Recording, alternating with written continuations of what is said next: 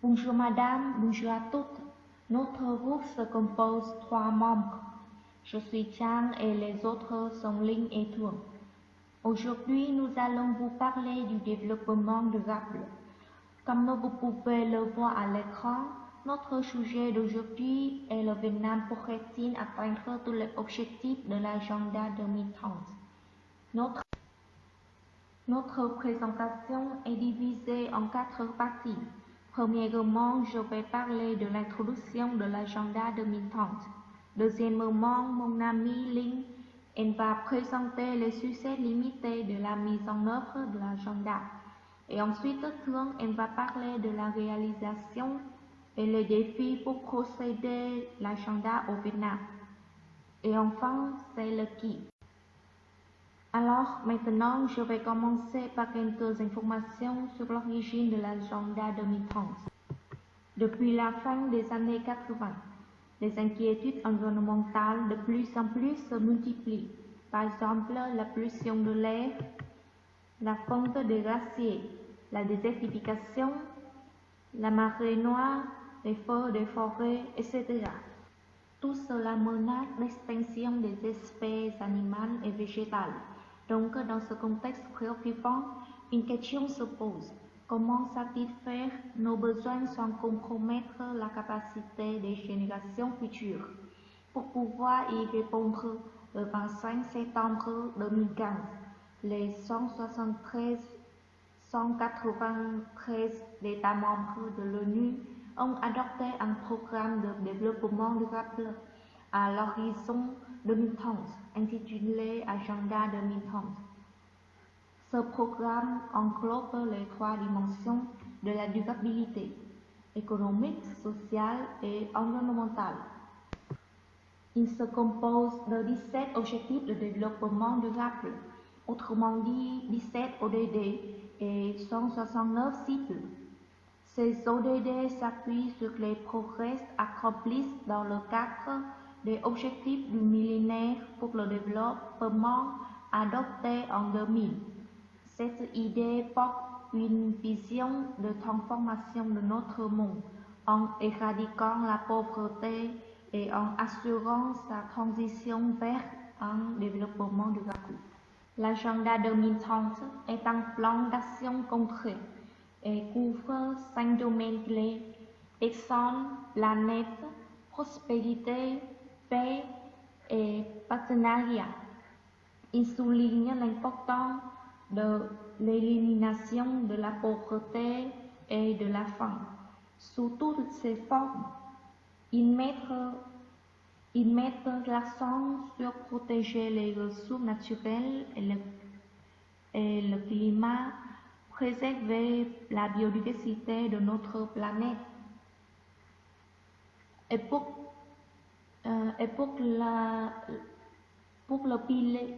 le pilier de la paix, il favorise l'avènement de sociétés pacifiques, justes et inclusives, libérées de la peur et la violence. Alors, quelles sont les caractéristiques principales des ODD? Tout d'abord, les ODD sont universels. Ils s'appliquent à tous les pays riches ou pauvres, du nord ou du sud, développés ou en voie de développement. Deuxièmement, les ODD intègrent toutes les dimensions du développement durable: croissance économique, progrès social et protection environnementale. Par exemple, de produire assez de nourriture pour tout le monde sans détruire notre sol ou gaspiller l'eau, ou encore de développer notre économie sans accroître les inégalités. Troisièmement, les ODD nous disent de ne laisser personne pour compte. Les pays se sont engagés à accélérer les progrès pour ceux qui sont le plus en retard, y compris les plus vulnérables et les plus marginalisés dans la société.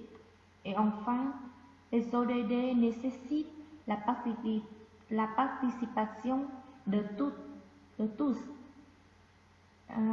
Ils ont besoin de la coopération de toutes les parties prenantes au niveau national et local pour renforcer les moyens de mise en œuvre et revitaliser le partenariat mondial pour le développement durable en même temps. C'est tout ce que j'ai à dire sur l'introduction de l'agenda 2030. Maintenant, je vais parler de la succès limitée de la mise en œuvre de l'agenda 2030. En dépit du consensus obtenu au sein des Nations Unies, l'agenda 2030 n'a pas emporté l'adhésion de tous pour les raisons suivantes. Premier, il y a trop d'objectifs et de cibles à atteindre. 17 objectifs et 169 cibles traduisent une absence totale de priorisation dans les actions à entreprendre en faveur du développement durable. Des États pourraient être tentés de se concentrer uniquement sur quelques-uns de ces objectifs. Cela n'apporte pas de résultats positifs. Pour le premier objectif, pas de pauvreté. Au niveau actuel, 6% de la population mondiale vivant en situation d'extrême pauvreté en 2030, et cet objectif ne sera pas atteint. Le suivi statistique des objectifs de développement durable est une mission impossible. Le Santé for Global Compact a déclaré que parmi les centaines d'indicateurs retenus, à peine plus de la moitié disposent d'une méthodologie acceptable. Concrètement, le suivi statistique des ODD est aujourd'hui limité en raison de la faiblesse des systèmes nationaux d'information et de collecte des données dans les pays en développement. Troisième raison, l'agenda 2030 a un cadre non contraignant. En effet, les ODD ne présentent aucune valeur contraignante et relèvent lui de la déclaration d'intention. Donc, la mise en œuvre effective du nouvel agenda ne peut être imposée et repose entièrement sur la bonne volonté des États. Enfin, l'agenda 2030 est considéré comme un agenda idéaliste. Les moyens nécessaires pour la réalisation de l'agenda 2030 se chiffrent à l'environ 2500 milliards de dollars annuels jusqu'en 2030, des montants parfois jugés irréalistes avec les volumes de financement des États.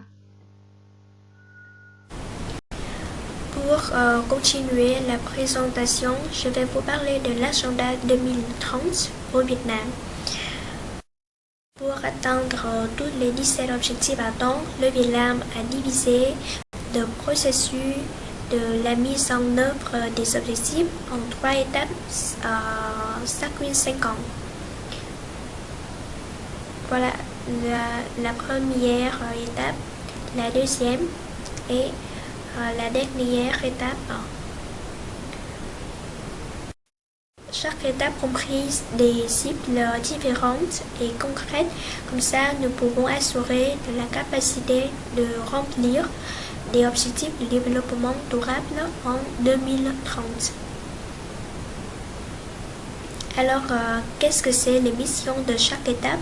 Maintenant, je vais préciser l'itinéraire à suivre pour achever le programme de développement durable.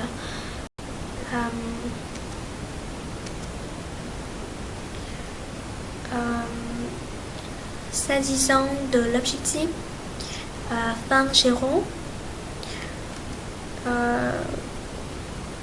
le Premier ministre Nguyễn Xuân Phúc a proposé les missions qui sont pour le but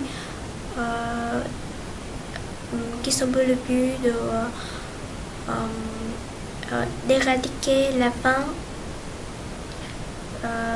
telles que assurer la sécurité alimentaire, il faut améliorer la nourriture et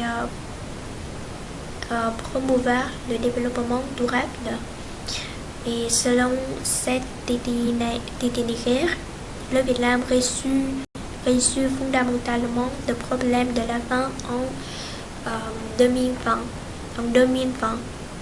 Et en 2025, notre pays doit éradiquer tout à fait la faim, soit atteindre l'objectif faim zéro dans la deuxième étape. En tant que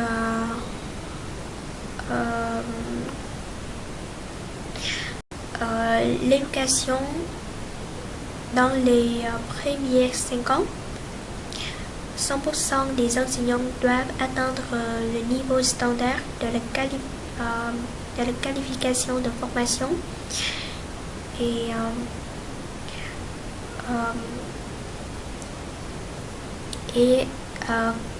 80 des écoles ont des programmes de l'éducation sexuelle, de la prévention de la violence et des abus, ainsi que fournit aux élèves des connaissances sur VIH. Dans 5 ans suivants, le taux des écoles ayant le programme-là sera 90% et sera 100% dans la troisième étape. Pour l'objectif de l'égalité entre les sexes, il y a deux cibles ci-après. La proportion des femmes qui sont victimes de violences seront détectées et intervenues à temps représente 70% et la proportion passe à 80% dans l'étape suivante et à 90% en 2030. La deuxième cible, il s'agit des filles qui doivent qui subissent de la violence, mais sont détectées et intervenues à temps, mais les cas-là seront détectés et intervenus à temps, représentant 100%. Pour l'objectif de la croissance économique,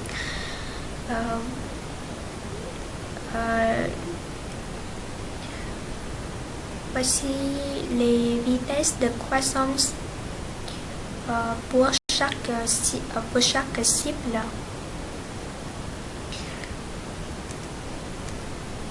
Et dans la période de 10 ans après, les vitesses de croissance sont pareilles. La croissance du PIB, la croissance du PIB par habitant, la productivité du travail, voilà. Et pour les cibles qui n'ont pas encore été définies, les ministères et les agents chargés de diriger doivent établir des plans, construire des programmes convenables pour atteindre les grands objectifs.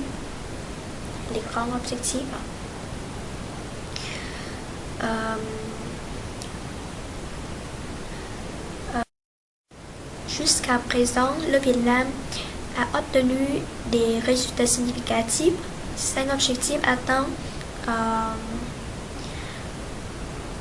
Voici 5 objectifs que le Vietnam a déjà atteint jusqu'à maintenant, jusqu'à présent.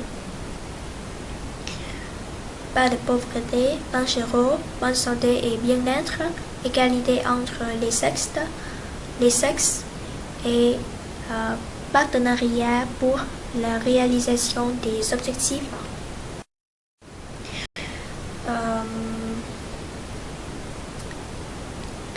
Mais le Vietnam a connu des succès significatifs, mais a encore besoin de beaucoup d'efforts pour atteindre tous les 17 objectifs fixés. Alors, quels sont les défis, les enjeux auxquels le Vietnam doit confronter pour atteindre les objectifs restants? Je vais vous parler bientôt.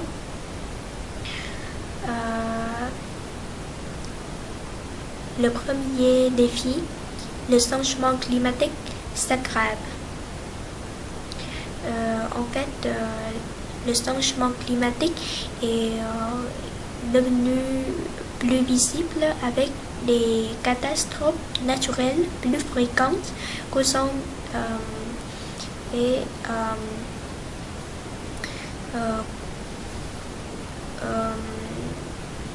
affectent sur la vie humaine.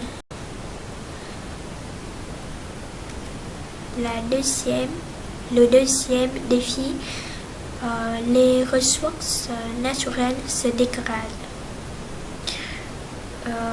en raison de la surexploitation. Et la pollution de l'environnement est grave. Actuellement, la population de l'environnement est un phénomène qui touche tous les pays du monde, et affectant la santé humaine ainsi que les êtres vivants. Et les causes sont plusieurs, mais principalement c'est les causes anthroponiques. Un autre enjeu, les technologies propres sont difficiles d'y accéder parce que le prix des technologies propres est encore trop élevé et la sensibilisation de la population est encore faible, parce que en fait les gens s'occupent davantage du développement rapide. Alors en tant qu'étudiant, pouvons-nous faire quelque chose pour contribuer à la mise en œuvre de ces 17 objectifs de développement durable? Voilà, je vous proposer quelques choses, ce que nous pouvons faire. Protéger l'environnement par gestion simple, par exemple utiliser des produits écologiques, des cartons, des gobelets en papier imprimés recto verso, ou utiliser plutôt des transports en commun, etc. Protéger votre santé, ne pas discriminer le sexe pour créer un environnement sain et devenir à citoyenneté mondiale pour accéder aux autres cultures, pour faire des connaissances et pour faire des connaissances avec tout le monde.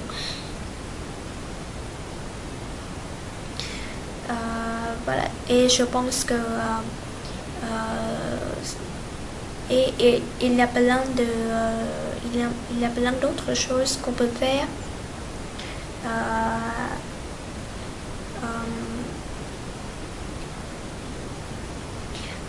J'espère que vous pouvez saisir l'importance du développement durable et ce qu'on peut faire pour créer un meilleur environnement, une meilleure société.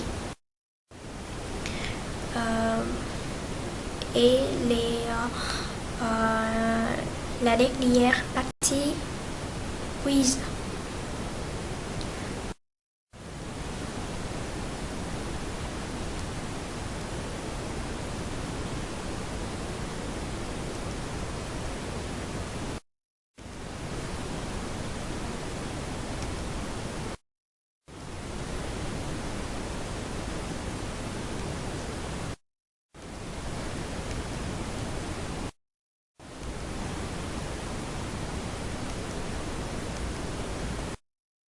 Merci de votre attention.